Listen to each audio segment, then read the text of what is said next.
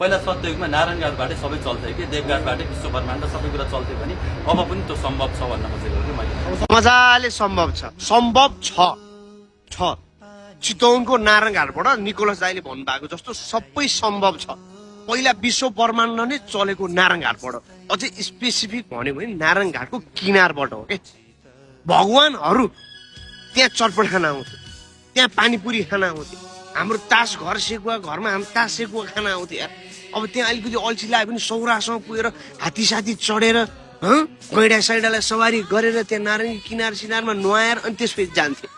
नारायणघाटबाट भन्यो भने अब पत्ताउँदैन कि फेरि, अब पत्ताउँदैन। मैले भन्यो भने निकेलस दाइले भनेको त पत्तायो नि सबैलाई होइन।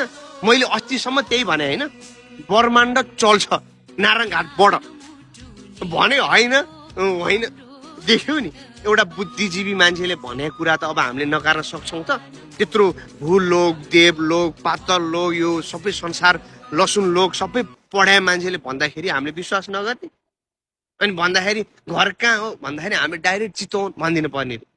हाम्रो यो ब्रह्माण्ड चलाएर बसे मान्छे हामी, यो सारा संसार पहिला त्यो बेलामा सत्ययुगमा हामी नारायणघाटको मान्छे चितवनको मान्छेले सबै संसार चलाएर बसेको हामीले, अनि आज फ्याट्टा हामीले भन्न परिहाल्यो चितवनबाट जन्मे, चितवनमा मिल्दैन, सम्भव छैन। हामी त एउटा त्यस्तो लोकबाट आयो नि त, हामी त त्यस्तो ठाउँबाट आयो नि त, गौरव गर्ने ठाउँ छ हाम्रो त।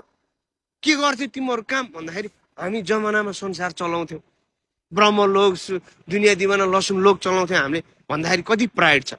सक्दैन घरका चितवन भन्न पर्ने, भन्दैन मिल्दैन, चितवने हो नि।